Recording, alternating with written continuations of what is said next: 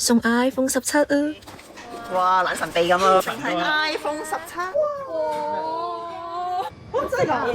真係㗎？唔係嘛？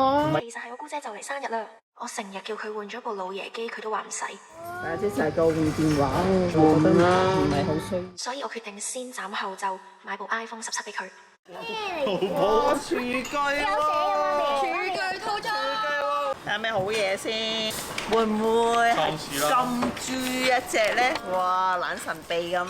哇！都係我哋想要嗰部360相機，定係 iPhone 17？哇！